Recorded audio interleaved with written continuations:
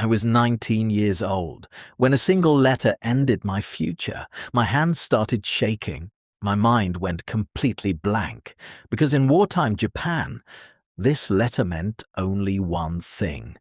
I had just been chosen to die. Japan, 1945. The war had already spread across the ocean, and every week the newspapers spoke about sacrifice, honor, and victory. But inside a small military air base, life felt strangely ordinary. My name is Hiroshi. I was 19 years old enough to fly a military aircraft, but still young enough to miss my mother's cooking. When I first arrived at the base, I felt proud wearing the uniform. It felt like I had finally become an adult. At least, that's what I believed at the time. Our days always started before sunrise. The cold air would hit our faces as we ran across the runway during morning drills. The instructors shouted constantly, "Faster! Again! A pilot cannot hesitate!" After hours of training flights, our arms would ache from controlling the aircraft. But despite the exhaustion, those were some of the happiest moments of my life. Because when you're 19, even war still feels like an adventure. In the evenings, we sat together inside the barracks. One of my friends, Kenji, always talked about the small bakery his father owned. He said that after the war he would return home and turn it into the best bakery in the city. Another friend, Taro, wanted to become a school teacher. We spent hours imagining our futures. None of us realized how short those futures really were. Then something strange began happening. Letters started arriving from headquarters. At first it seemed normal. Soldiers received letters all the time, but these were different. A pilot would receive one, read it quietly, and his face would slowly change. He wouldn't say anything. That night he would pack his belongings. The next morning, he was gone. No farewell, no explanation, just an empty bed. As the weeks passed, the barracks began to feel different. The laughter slowly disappeared. The card games stopped. Conversations became quiet and short. Every time the mail arrived, the entire room would freeze. You could almost hear everyone thinking the same thing. Please, not my name. At night, I sometimes lay awake, staring at the ceiling, listening to the breathing of the other pilots in the dark, and wondering who would disappear next. One evening, the officer entered the barracks holding several envelopes. My heart immediately started racing. He began calling names. One pilot stepped forward, then another, and then Hiroshi. For a moment, I couldn't move. My legs felt heavy, like they were made of stone. As I walked toward him, the entire room felt silent. He handed me the envelope. It felt incredibly light in my hands, yet somehow it carried the weight of my entire life. I sat alone on my bed staring at it. My hands were trembling. My mind was completely blank. Part of me didn't want to open it, because as long as it stayed closed, there was still hope. But eventually, I slowly broke the seal. Inside were just a few words. "You have been selected for the Imperial Special Attack Force. Report immediately." The words were simple, official, but deep in my heart, I already understood their true meaning. I was never going home again. The next morning, I reported to the special unit. About 20 pilots stood inside the room. No one spoke. Some stared at the floor. One boy kept rubbing his hands together nervously.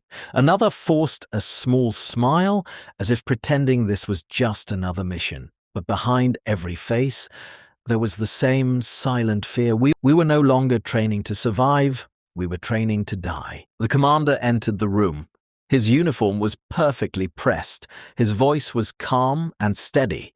He pointed at a map showing the enemy fleet in the Pacific Ocean. Then he gave the instructions. "Your aircraft will carry explosives. You will take off in formation, locate the enemy ships, crash directly into them. Do not return." That was the entire mission. Just a few sentences, but those words made the air inside the room feel heavy. My chest tightened, my hands felt numb. That evening, something unusual happened. Instead of returning to our normal barracks routine, we were called into a small dining hall. The tables were already prepared. Bowls of hot rice, fresh fish, even small cups of sake. It was the best meal we had seen in months. At first, no one spoke. We all understood what this meant. This was not a celebration. It was a farewell. Slowly, the room began to fill with quiet conversation. Some pilots tried to laugh. One joked that after the war, he would open a restaurant because he finally learned how much good food mattered. Everyone laughed, but the laughter didn't last long. Across the table, I noticed one pilot staring silently at his bowl. His food remained untouched, raised his cup of sake. "To our families," he said softly. We all raised our cups. No one said the words out loud, but we all understood. This might be the last meal of our lives. That night they gave us paper and ink. "Write your final letters to your families." I stared at the blank page for a long time. What do you write when you know these are your last words? I wanted to tell my mother that I was scared. I wanted to say that I didn't want to die, but those words never left my pen. Instead, I wrote, "Mother, by the time you read this, I will be gone. I was chosen for a mission, an honor beyond words. Please don't worry. Please don't be sad. Your son is strong. Your son is brave." I go with pride in my heart. The words look neat, calm, perfect, but none of it is true. Your chest is tight. Your hands are shaking. You can barely breathe. You're not brave. You're not ready. You're just a boy who doesn't want to die. You think about home. The way the door sounds when it slides open, the smell of food in the evening, her voice calling your name like nothing bad could ever happen. You want that back. You want one more ordinary day, one more meal, one more laugh, one more moment. You want to live, but the paper doesn't allow that truth. So you fold the lie, seal it carefully, and pretend it's enough. The morning of the mission arrived quietly. The sky was clear and bright. Mechanics moved around the aircraft, making the final preparations. Before we headed to the runway, a small farewell ritual took place. One by one, we were given the white headbands with the red sun tied firmly around our foreheads. The cloth felt tight, almost heavy, as if it carried the weight of what we were about to do. Some pilots prayed silently, some drank sake with shaking hands. One young pilot sat alone, staring at the ground.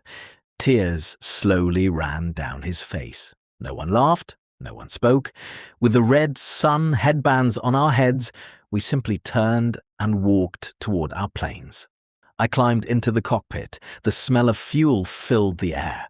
When the engine started, the aircraft shook violently beneath me. The runway stretched ahead. The signal was given. I pushed the throttle forward. The plane began racing down the runway, faster and faster, until suddenly the ground disappeared and the sky opened around me. As the aircraft climbed higher, I thought about home. My mother standing in the kitchen, my younger sister laughing, the quiet street where I used to walk after school. I wondered if they would ever know how afraid I truly was. History would call us heroes, but the truth is, we were just 19-year-old boys, sent to die before we ever had the chance to live. The ocean stretched endlessly beneath me, a deep, silent blue. Then, tiny shapes appeared on the horizon. Ships. As I flew closer, they grew larger. Massive grey warships cutting through the water, American flags waving in the wind, anti-aircraft guns were already turning toward us, and then the sky exploded. Black clouds of flak burst all around us.